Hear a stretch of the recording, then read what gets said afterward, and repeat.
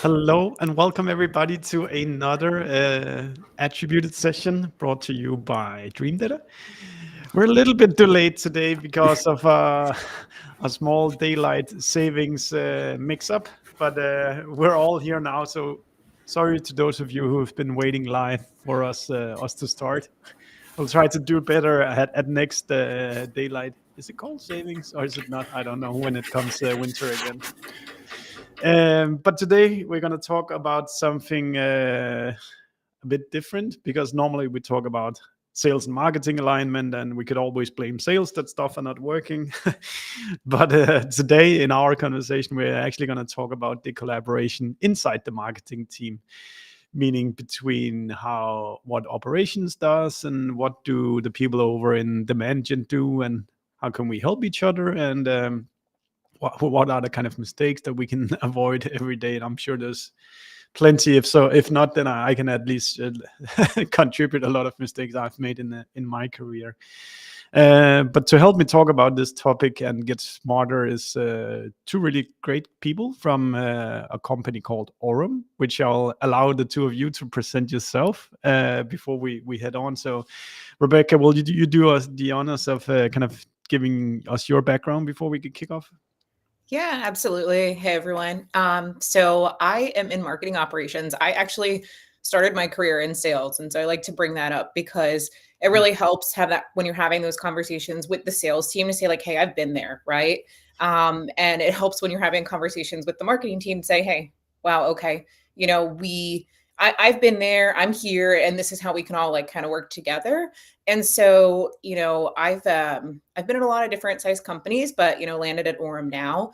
And so been in kind of the startup space here for the last 4 years, which is certainly an interesting environment when you're trying to be scrappy and do more with less. And so, I'm just lucky to have such a great partner in Justin over the marketing team, because I sit on the operations team. I think a lot of companies have this whole, well, RevOps is centralized now motion going on. And so, with that, Justin, why don't you take it away and give a little bit of background? Thanks, Rebecca. And then I'm Justin Van Nostrand, do demand gen over on our demand gen team. So largely in charge of, I run all of our paid campaigns. I kind of see, I'm kind of watching over the website.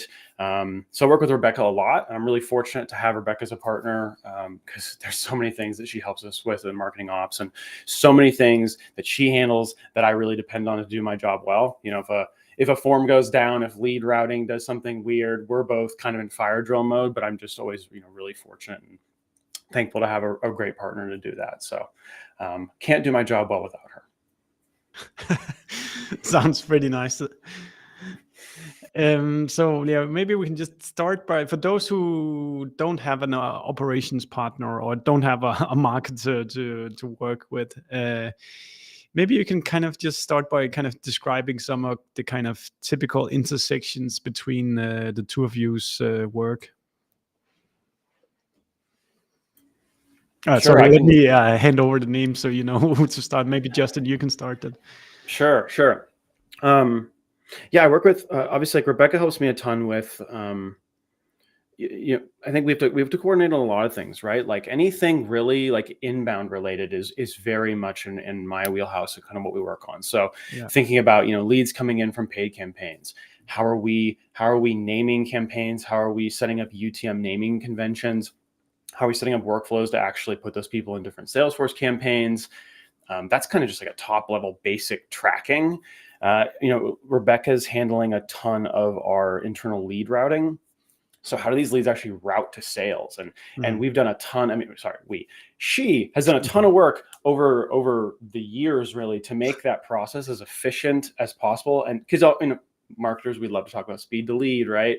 Speed to lead and getting sales to follow up with our leads is super key to actually converting those leads. And the work that she's done to help route things efficiently, setting up calendar booking right on forms. Those are kind of things that really affect the conversion rates I see, because when I look at my campaign performance, of course there's all those KPIs that we look at, how's this keyword doing at creating form submissions, but ultimately what we look at is, but how does does it actually drive it, creating opportunities and ultimately creating close won opportunities. And that's where all of those other things, really, really affect the conversion rate there.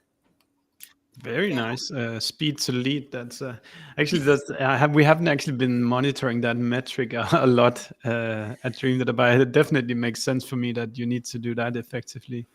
Yeah. Rebecca, do you see other intersections than what Justin just mentioned?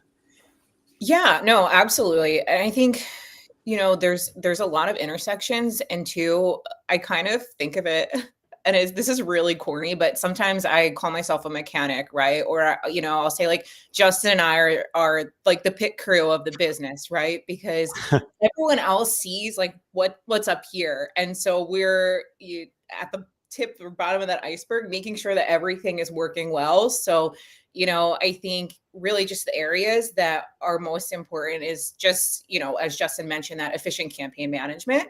And so making sure then when we go to start a campaign, we're talking about what are our goals, and okay, by the way, how are we going to use our systems to pull that data? That's a huge exercise we're going through right now as we're doing a little bit more with account-based marketing. And so with all that, the output is basically, if you can kind of get super nitty gritty and work through those things as a team, which I think we do pretty well here, then, you have that data integrity, you feel good about the metrics, and you can start to get more and more aligned on that marketing spend. And so then ultimately that cross-functional alignment falls into place. And I think a lot of it too, with some of the things like Justin talked about, is just really managing expectations across the business in terms of what marketing is going to bring in and how we're going to sort through that together and find what those outputs look like. And I know we're sticking more on the marketing side of the house, right? But it's definitely a team sport. So yeah, very much. I'm also thinking like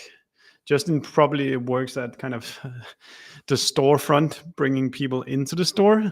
But if that person actually doesn't get to the person that can kind of help them, consult them to, what are you here for? What do you need? Then nobody's ever gonna buy the product.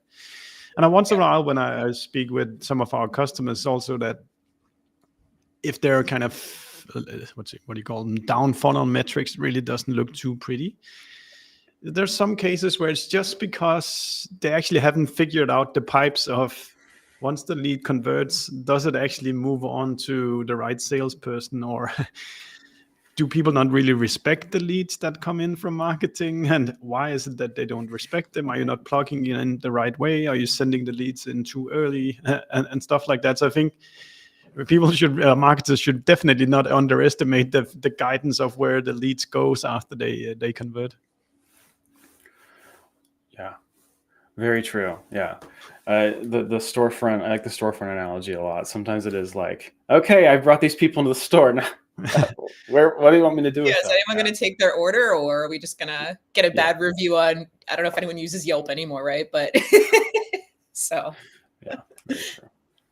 But you did say a bit about maybe it is still worth exploring a little bit, Rebecca. So to kind of take Justin's storefront people to the sales team, I guess there's also a lot of interfacing with the sales leaders, making sure that you're actually sending the people the right place. Absolutely. And Justin helps keep me honest with this. I think one of the biggest things that we've implemented, and I know it doesn't sound earth shattering and a lot of organizations do it, is actually creating a Slack channel. So there's visibility across the business of what's coming in. And so you can, in the open and not in DMs, be having conversations about, well, this is good or this is bad. And how do we tweak this or that? It's ongoing. There's so many iterations. And so, yeah, Justin and I oftentimes find ourselves in that Slack channel like, whoa, look at this. How did you hear about us? Or, oh, maybe this one wasn't a good one, because there's that qualitative and quantitative data, right? And sometimes there's just a lot of truth that you can't get to by just staring at a spreadsheet or reports. And so it's really important to have a feedback loop. I don't know, Justin, if you would have, from your perspective, I know you're always like, oh no, look at this or look at that. Yeah, I love that channel. Just being able to see, we're seeing our inbound leads and in aggregate reports all the time, and that's useful in a way too. But just the pulse that you get from seeing and monitoring leads coming in real time and saying, this is this is who came in, this is kind of some of those ICP indicators that we use. And so, in real time, I'm saying, ooh, that came in from LinkedIn. Yeah, maybe I need to tweak targeting a little bit, or, oh, great. That's awesome. That's cool to see that campaign delivering. So there's like the campaign feedback that's really helpful for me. But then also like we look and we see process stuff like, oh, why didn't that one get a booking calendar? Why did that one come in through the form, but then, didn't actually get a direct booking link or, whatever. There's different process pieces too that I think that it can kind of surface, which is really nice. So yeah, definitely recommend that as a way for both marketing and ops to just keep a pulse on inbounds. It's really, really, really helpful. Yeah, we have a similar Slack channel where you like basically everybody in the revenue team kind of monitors what's coming in, and there is this kind of good celebration when it's a good fit, and there's also the slight embarrassment if it's something that or making fun if a salesperson catches a poor lead sometimes. It's funny because I've seen some of the videos that you make on LinkedIn. And I'm like, yep, that resonates when it's like marketing hand sales a lead, and it's just so it is tricky, and it's a bit of a dance. But I think as long as everyone's open and communicating, it's something that we can all, everyone can work through together, right? Yeah, I was thinking maybe we can talk a little bit about kind of what are really the best things you can achieve in a collaboration between ops and, let's call it, marketing or demand gen. So I think the thing Justin is saying about just making sure that it's visible whether the leads that are coming in are ICP, but what are kind of other kind of important components or signals that you can kind of establish together? Yeah. Justin, why don't you start? One signal. I think this is something that we're working on, but I think it's going to be really valuable. So, I mean, as a business, we're working on kind of understanding our overall pacing better, and breaking that pacing down by some of our sources. And so I've always kind of, from a campaign perspective, understand my pacing. How are we driving, conversions? How are these conversions converting in opportunities, right? We've kind of talked about that. But now from like a central RevOps in the business, we're also looking at pacing across the business and like, how is marketing pacing going? And so what was this, Rebecca, a week ago, 2 weeks ago?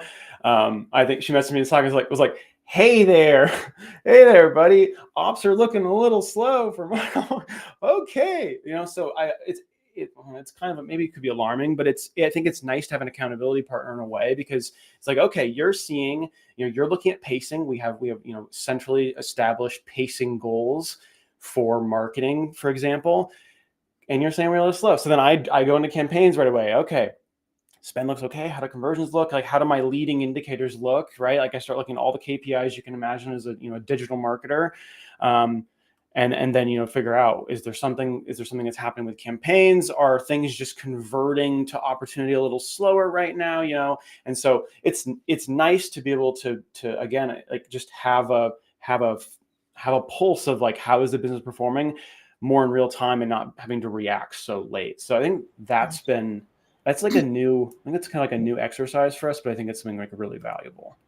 Yeah. And I think too, just before we move away from this topic, and I know Justin's talking about campaigns, is something that I applaud him for is, so essentially, and I don't know if this happens with you guys, but you go on LinkedIn or wherever, and you're targeting a specific market, and you're targeting who you think is your ICP, and then they walk in the door and Salesforce data might tell a different story.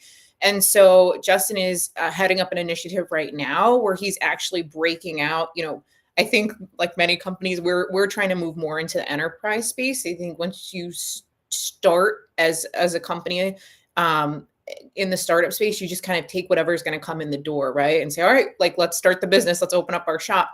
But at some point you need to get a little bit more intentional about where as a business you're going to sell to. And so we are moving up market, hopefully not giving away secret sauce, but a lot of companies find themselves there, right? And so Justin is actually going through a process right now, which is going to help us so much with our reporting to say, hey, marketing intentionally spent against these segments, and we are intentionally trying to bring these in.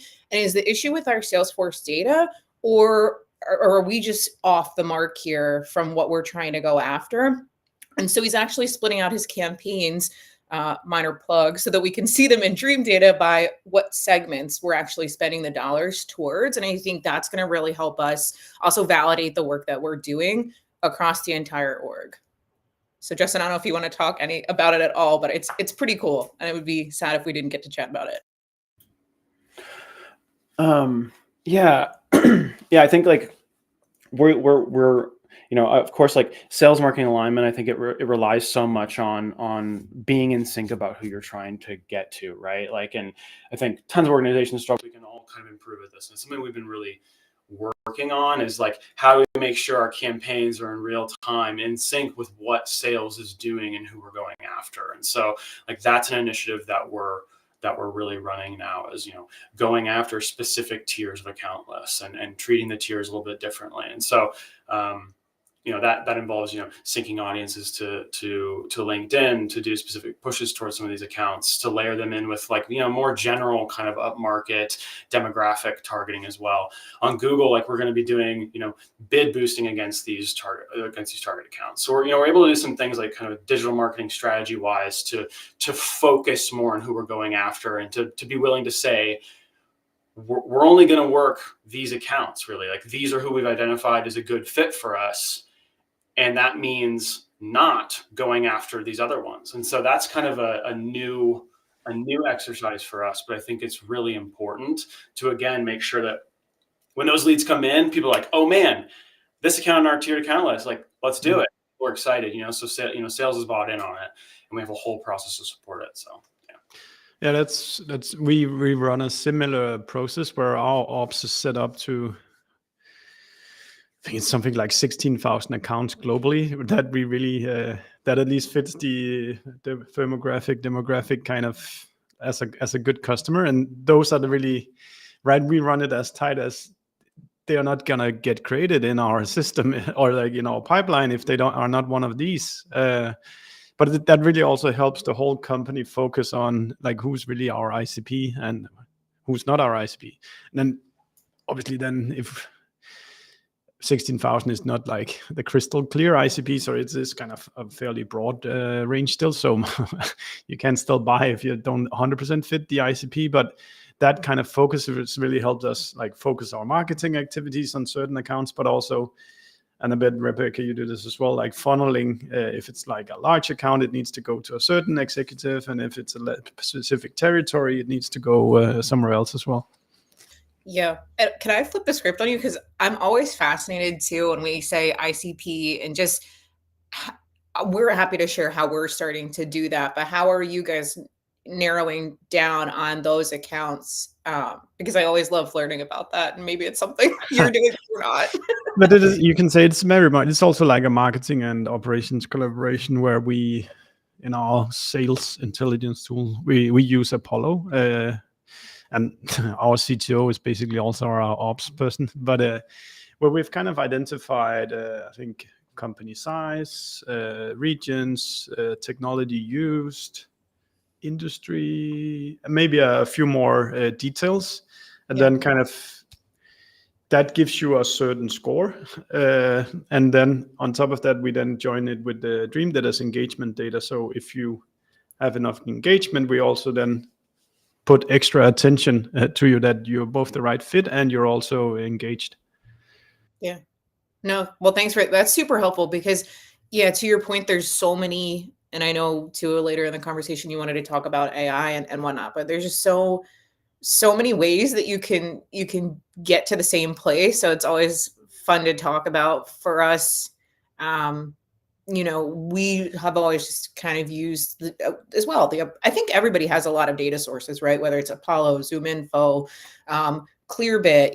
And so there's all of these different tools that you have working together. And so I think we're doing the same thing. We're also trying to find more attributes through things like Clay, or by de-anonymizing our web users. Justin's running some great stuff on Mutiny, and there's just tons of tools out there that can help you. So sometimes it's like, how do I focus? Which one's the right one? What data do I trust?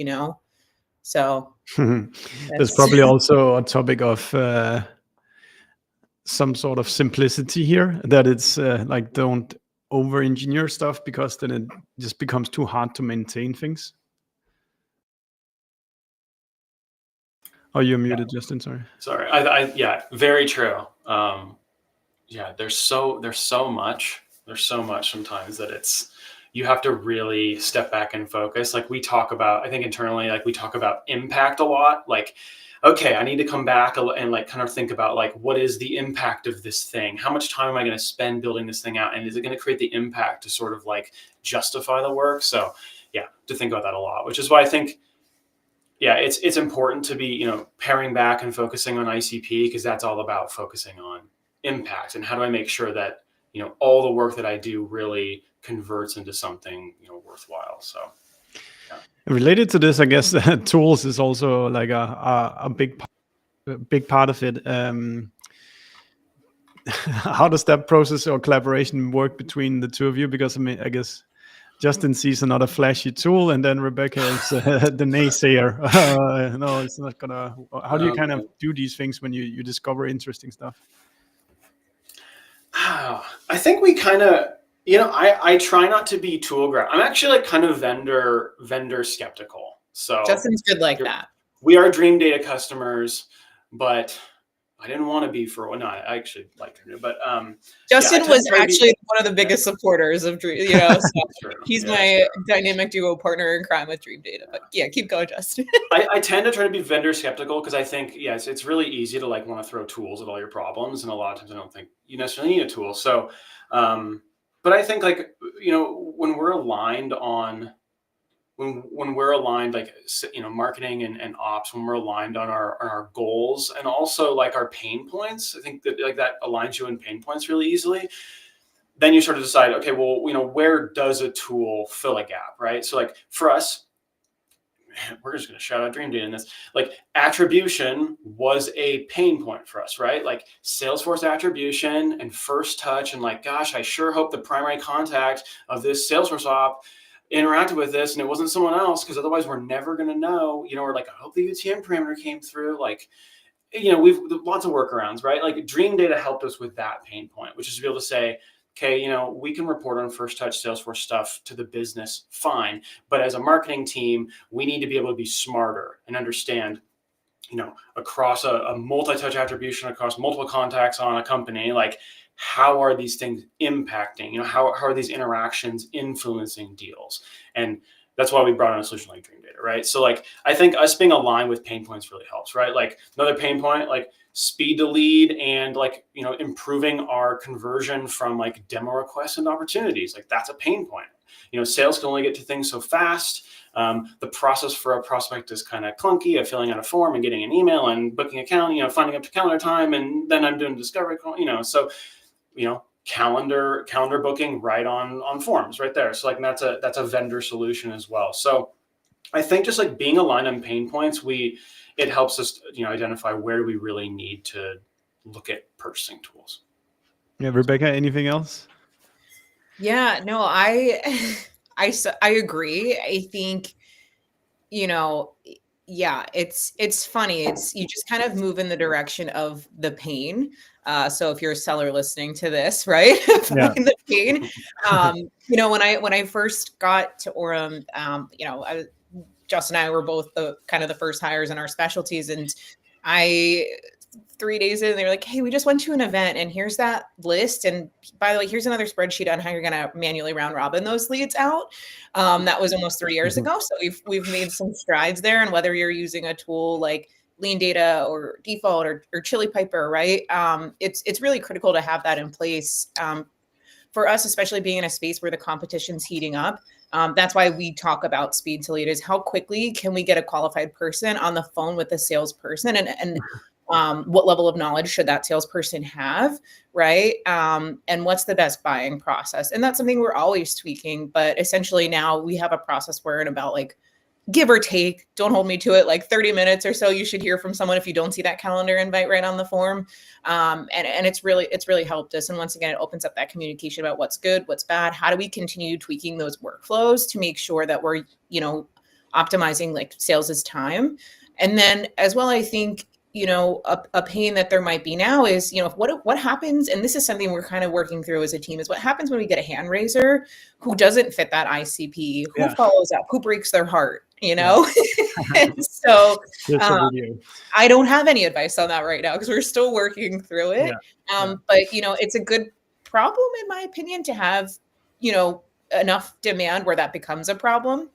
And to Justin's point, just to talk, like the whole process, I think, Dream Data has really helped us. And I think there's still some areas where like folks struggle because Dream Data is a great place to centralize the location. And so now as we're kind of branching out, and a perfect example of this is we're running ABM campaigns. And so it's like, where do we want to report off of this? Like, we're not going to, if we're running a mutiny, that's A/B testing, right? If we're running that mutiny test, do we want to send them to a Salesforce campaign so we can see that somebody viewed that campaign in Dream Data? Or are we just going to keep that outside and maybe report off of it in that tool? Or is that something for our business ops folks to pull into a looker and try to kind of manipulate that data? So I think it's an area where there's still a struggle when you're using a bunch of different tools just to close the loop on that, right? And to make sure that as you go to launch those campaigns and those processes, you're thinking about how is this data going to land and how am I going to tie it together?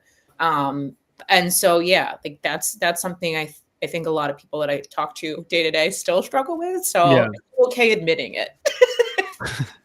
Can we just, I'm just so interested in this speed to lead because we haven't really been, just selfishly, we haven't really been following it too much at Dream Data, but I think you're so right, Rebecca, when you say that like almost any industries nowadays, there's so much competition. And if your kind of booking is like a week later than the competition, then they have the chance to kind of bias their brains about what is actually the requirements of a product like this. And then if you're a week late into the sales process, then the salesperson is going to struggle so much. So are there any kind of maybe both kind of what are the metrics worth following and kind of how do you kind of do that speed to lead leads to speed effectively? Justin, you want to kick it off, or you want me to just run with it? I feel like this is so much your world. You've done the majority of the work here. Well, it's it's just the day-to-day life. I have a lot now.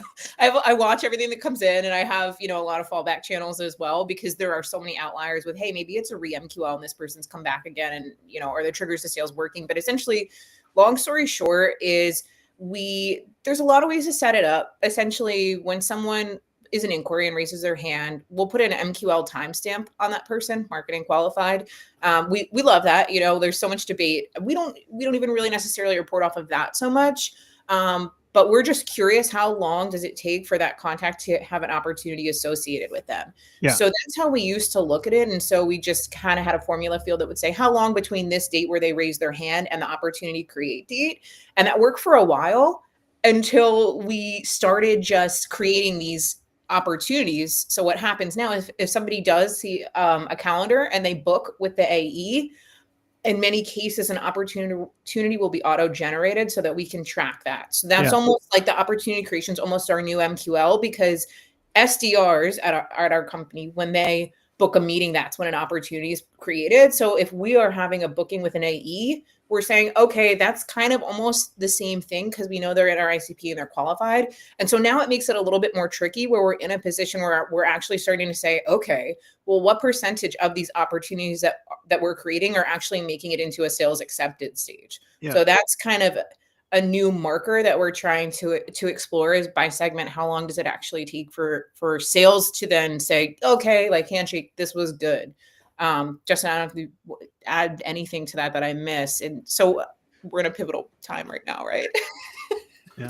Just anecdotally, in the company I worked at before Dream Data, it's called Air Team, and I did like a simple exercise at one point of drawing up a week and when each demo call was booked, and then suddenly I discovered that in the middle of the day no meetings was booked because our salespeople were out for lunch. So like nobody could book meetings at this slot. So by just kind of making the salespeople's calendar available during lunch, we dramatically increased the amount of demo calls we got booked. And the same you could see with we were based in Europe at that time, and we only had like one person in the US. So the California times would be very sparse. But once we kind of added more employees in another time zone, we could actually have more, more leads routed to calendar bookings. And it's some of these kind of things that are, this is not rocket science, but they're still very effective to change these things and monitor how long does it take, or what time slots it normally gets booked, and do we need more capacity at certain time slots. Yeah, I think like just not being afraid to get into the weeds with some of this is really important. Like, not like don't like assume it's always broken, but like never assume everything is totally working. Do you know what I mean? Because it's, if you take a look at it, like, you're saying just a simple, like, let's just look at the week and look at the times. Oh, look, sometimes it just takes, I'm going to spend a little time and just check my work here. We're checking, like, I think, gosh, for Rebecca, you probably check lead routing about 1 million times a week at this point, just to make sure, is this working? Or, looking at an audit log to see, like, how are people flowing through? And again, like, keeping your eye on, inbounds coming in real time is another great way to diagnose and make sure that you don't have issues along the way. Because ultimately, like, we discover issues with prospect experience because of this thing. I mean, yesterday we found, this is an example of how this You don't have to disclose anything you don't want to disclose. No, I mean, yesterday we discovered, we had someone trying to complete a form on the website that was getting a validation error on their email address. And we're like, well, we're not running any special validation rules on this form. We're running HubSpot forms on our website. HubSpot does this thing where if they're opted out of all communications, they can't submit a form. They're supposed to get a little thing that's like, hey, you opted out of everything. Click this to get an email to like subscribe, to like opt into something so you can submit this form.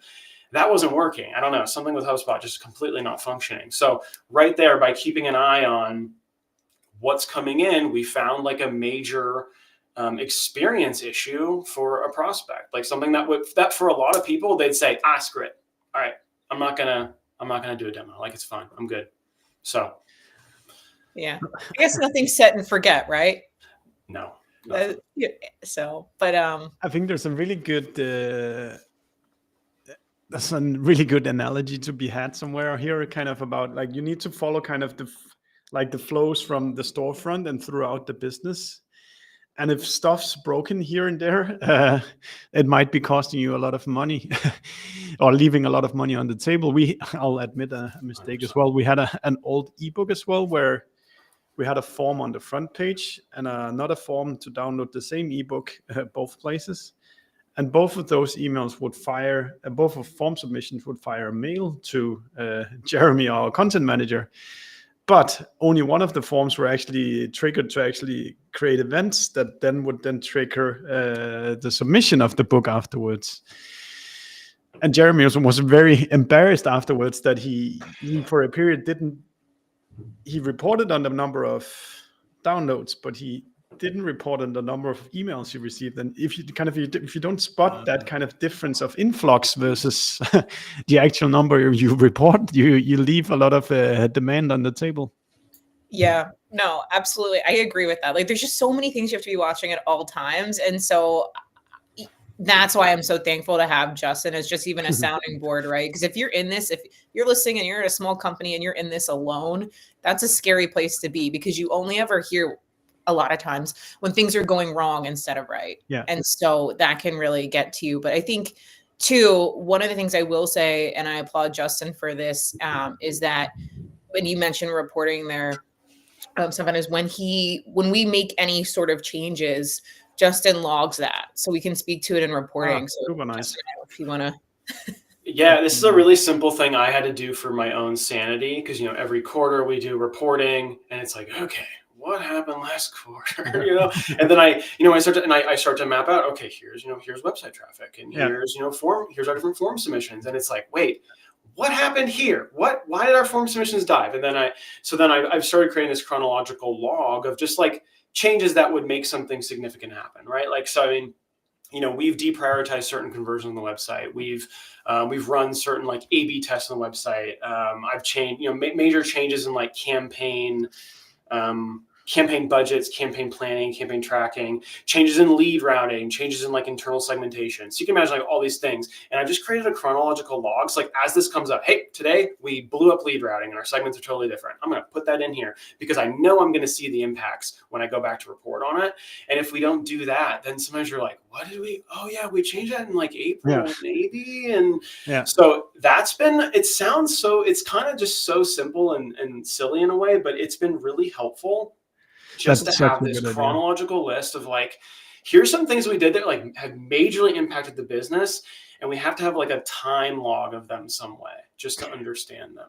I can really, that's such a good idea, Justin, because you do so many things during a year and some of them doesn't even seem significant, but yes, either then the curve went upwards or the curve went downwards after you did these things. We inside of Amplitude, they actually have like an annotation feature that I use sometimes when we change anything on the website. I just say on this date, this change, and then that goes across all the dashboards that are running there, which can sometimes help you spot whether there was a good or a bad idea that you carried out. Yeah, it makes a ton of sense. Yeah. Like, I mean, I love like in, Google Ads is great at this, right? Like there's just a never ending log of every tiny minuscule change you make with campaigns, which is great. But there's just so many other systems that we don't have any way to track what we're doing, but they have major implications on the business. And so it's been an Excel spreadsheet, which it's basic, but it works. That's a really good idea. Another thing I typically do if we do any kind of bigger experiment, I just try to write in we call it team revenue. And then I just describe, this is what we're doing.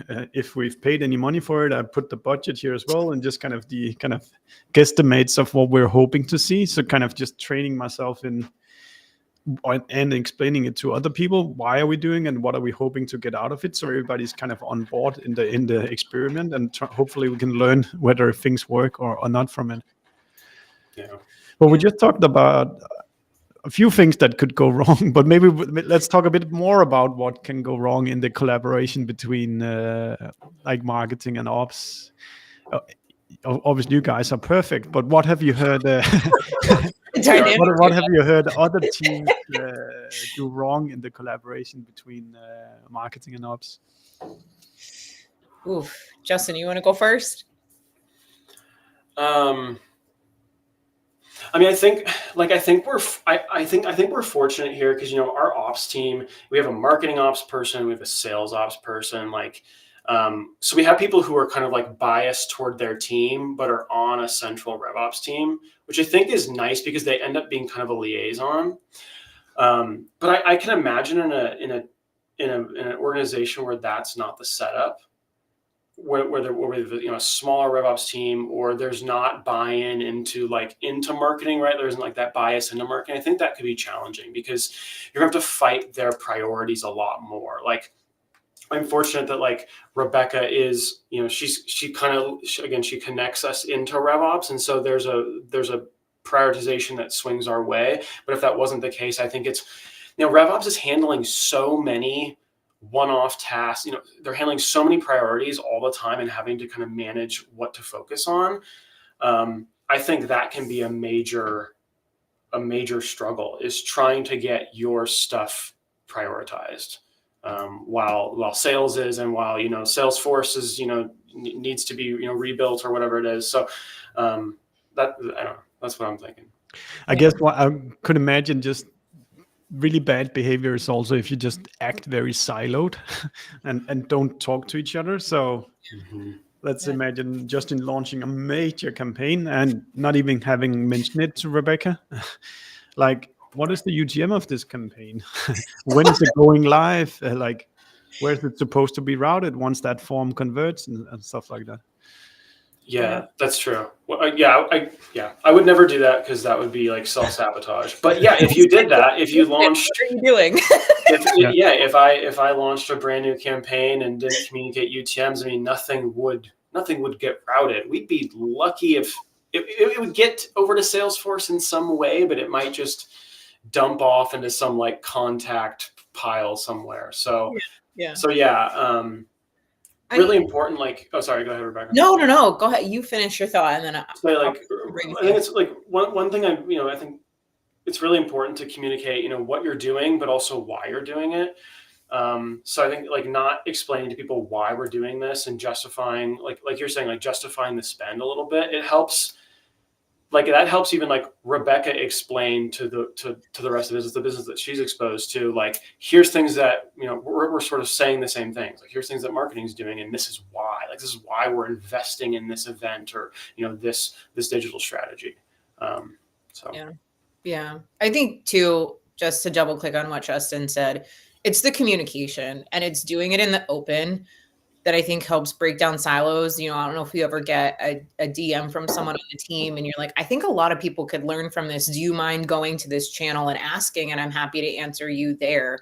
And I do think there is a pitfall when you're at a startup or even a larger company where everyone's moving at 1,000,000 miles an hour and there's not enough resources. And how do I get all the things done that I need to do, but continue to have that communication, and even collaborate like when necessary, right? I personally feel that I probably over communicate, but I just like to cover my ground, because if there's any area where we're not effectively communicating what's going on, things can spiral real quick and people can really start to misunderstand the intentions of the action. And so, yeah. You guys also run a remote setup, right? We are remote, yes. I think it's almost impossible to over communicate when you run remote, because it's so easy to miss notes on like Slack or Teams or whatever people are doing. Oh yeah, 100%. absolutely. And if you're my biggest takeaway from that is, if you are messaging someone, context, link me to the thing you're talking about. Yeah. Where you know, because then I'm just having to take time out so I don't feel dumb and looking for the thing you're talking about, when if you would have just like linked it, then now I don't feel as dumb and I can answer you more quickly. So I'm sure some of your colleagues feel the pain now of that comment. We always get on calls and we're like, we're context switching so much. What's going on? What day is it? Where's the thing you need me to do? So yeah, it's just trying to keep everything in one place. Just, you know, Justin's usually like, well, not usually, is very good about saying, hey, I'm changing this, any implications, right? And so just keeping that closeness is super important, because if I go to a meeting where we're reporting on something and I don't know the answer, then that's not good for marketing, right? Or vice versa. So it's just really important to make sure as well that when you're looking through reporting, you're speaking the same language, and you're calling out the same caveats. Maybe if we just switch a little bit to organization-wise, are you guys reporting to the same person, or are you in separate teams, or how does it work? So we're in separate teams. So Rebecca's part of RevOps, kind of, yeah, and then I'm on the marketing team. So we report up to different people, which is I appreciate that dynamic. Do you know what I mean? Because we have different and the same priorities in a way, but in like a good way. I think with the example of like pacing, Rebecca holds marketing accountable from a little bit like of a different position, a little bit of a different lens, which is good. It's like an unbiased lens. Like, you know, I don't have to worry about, you know, I'm not thinking about all the, you know, competing priorities you guys have on the marketing team. I'm just telling you, your inbounds are down a little bit, you know, it's just, which is great. Yeah. So yeah, small sweat when just done. Yeah. So like, just for, I think I know what you mean by pacing, but it's like, you promised me 100 MQLs this month. You're at 50, and it's the last day of the month.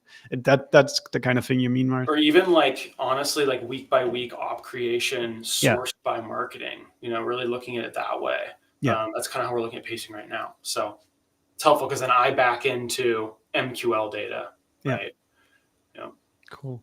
Okay, so time is flying super fast. I would love to talk a little bit about what you guys are up to for the rest of the year, or if you've talked about what are the major projects or kind of accomplishments you want to do together, or where's the big efficiency pockets you think you can kind of grasp into for the rest of the year?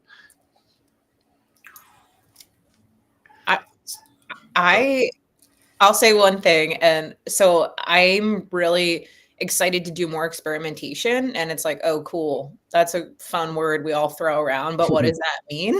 And so we talked a little bit about the ICP, but could be something as simple as like, hey, we're rolling out this new product and this new functionality. Let's go find someone who that would be beneficial for and see, can we run some plays to try to get more of those lookalikes in the door. I think that will be exciting and fun for us. And then as well, I'm really excited now that Justin's doing such great work and really going and reorganizing some of our campaign structures digitally to see how does that work that we're intentionally putting against different segments pan out for our Oregon sales team. I don't know, Justin, what else are we excited about? What things are we doing that I may or may not know about? Yeah, I think like the tiered account list targeting and really just being super specific about our ICP, like that's kind of a whole, that's a pretty significant change and shift in our business. And that what's cool about that is like the target account list that was created out of RevOps, right? And so it's kind of cool because that was a centrally, obviously like lots of coordination between teams, but like the whole way that those lists was built was kind of run out of our RevOps. And now it's kind of handing the baton over to demand gen or, whatever our different teams to take it from there. And so now I get to kind of say, okay, I've got these different tiers and this is how we're going to treat them. Yeah. This is how we're going to handle it. This is how we're going to message to them because because they are slightly different, right? Or, they're worth more or less to us, right? So that's something really exciting because for me, I mean, like it's, trying to align with sales before, thinking about like running campaign targeting, like we were relying on a lot of like demographic indicators, right? And of course we're doing, retargeting and some of those things, but now to be able to say specifically, we're just, we're going after certain accounts is really helpful for me to be able to focus what I'm doing. Yeah. I think also in many ways, it's probably one of the most fair ways to judge marketing, whether is our marketing reaching the accounts that we have agreed upon. Obviously, we all want the lagging indicator of revenue, but as a leading indicator is the ad. Can I prove that the ads are going to the accounts that we have agreed that we wanna be hitting?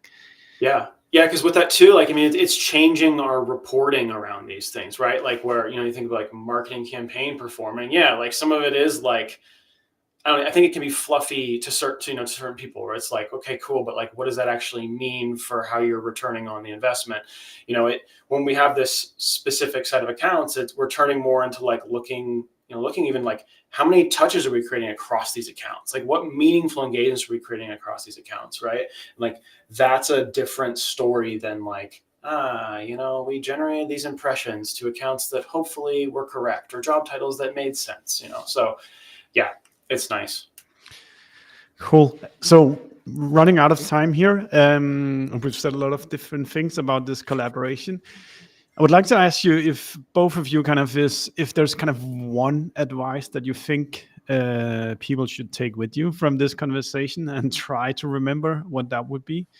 But I'll just give you a little bit more time to think, and then I can say what I think. What I really noticed is that you need that kind of holistic view of the funnel.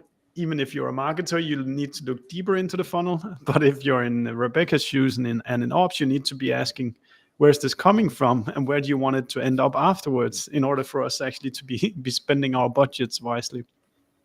So that was my at least one observation from me. Rebecca, I don't know if there's one thing you want to get across. Yeah, you can be doing all of the buzzwords and phrases, right? And everything that we talk about, but if you're not communicating it effectively, if you're not making everyone get on the bus with you and saying, hey, we all agree that this view encompasses these things, or we ran this program and the intent was this, and to Justin's point, give that why, then you're going to fail at getting to your point and having everyone work together as a team. So I just, communication and just driving that home and making sure everyone's on the same page with all the initiatives that you're running and the outputs to expect. Super nice. Justin? To reinforce that, I'd say just like over communicate. When in doubt, communicate. When in doubt, like, I know that might seem like a silly little change you're making, but it doesn't hurt, right? Like, I've had to tell myself several times, I'm not bothering Rebecca. She wants to know this, even if it is sort of silly in my mind. So I think that's the thing. And then, like, another thing is, like, I think where I found the most value sometimes in my partnership with Rebecca is, like, getting into her world. Like, unfortunately, I'm able to get into her world sometimes, like, all right, let me understand, let's get into the lead routing flows. And I want to see the web. And it is a web. It is it is like, when you open it, you're like, it's like Zach Galifianakis with the numbers. I mean, it's crazy. And so just being able to see that and understand, like, oh, wow. So, like, these are all the signals that we're using. And, like, it's just helpful to understand her world. Right. And, like, what happens when I drive someone in. And then I think for her too, it's helpful. We're doing this yesterday, to come into my world and see, hey, like, when I build a LinkedIn campaign, here's what it looks like. Like, here's some of the things that I need to layer in and just make decisions on, right? Like, for, like, we were looking like employee count on companies yesterday. Where do I find my split? Because our segments, of course, don't line up with these gigantic buckets. So it's just, I think it's helpful, like, even just to be like, hey, this is what I'm thinking. This is where I'm going to make the cutoff. It doesn't line up perfectly. So just understand, like, that's where we're going to have some wiggle room there. So when leads come in and sales is saying, why is this routing to me? And you'll say, that's why. So I think, like, over communicate and like, don't be afraid to come into each other's world a little bit and, like, get in the weeds together. I think that's such a good advice. I've experienced it many times also when I've been showing some kind of marketing thing that I'm sitting with to our CTO or our CEO, who's very technical as well. And they go like, we could also do this and this and this. But as a marketer that is not super technical, then I didn't think about these things. So you can really take advantage of the different skills that people have. 100%. Yeah. Just before we go, if people don't know what Orum is, what is it, and who's the typical buyer as a company of Orum, so people know? Justin, you want to take the pitch? Ooh, I got to work on my elevator pitch. Do you want me to do it, Justin? You got it? Go for it. If you've got it nailed. Well, I don't have it nailed. I took note because I wanted to make your sales team proud. You should do it. Yeah. So I'll just say it, and then you can fill it in, because I'm not, elevator pitch. But so basically, Orum, the main focus here is to drive live conversations into revenue. And so we do that with our AI coaching and enablement, and then we pair it with our AI dialer and sales floor. And so, yeah, I don't know. Did I miss anything, Justin? Who's the typical buyer then? Oh yeah, you go for the buyer, Justin, since you're the targeter. That's true. Yeah, typical buyer would be like sales leaders, sales managers, managers running an SDR team, because ultimately Orum is a tool for SDRs to be more efficient on the phone. And I would say too, Justin, one thing, because we have run RevOps campaigns, because so many companies are kind of breaking out, and those decisions for the vendor of choice are coming from the RevOps teams. It is important to connect with them early on as well. So yeah. Super nice, guys. All right, that's it for today. Justin and Rebecca, thank you so much for taking the time, and sorry for the daylight savings mix-up. Really appreciate you taking the time to talk through these things. I think there's a lot of value to be had for companies just getting better at this collaboration. And for those of you who are listening or watching, thank you so much for spending the time with us. And if you're not already, then do go subscribe to Attributed, where you listen to podcasts, and you'll get conversations like this straight into your feed. Thank you so much for listening and watching today, and have a great day ahead.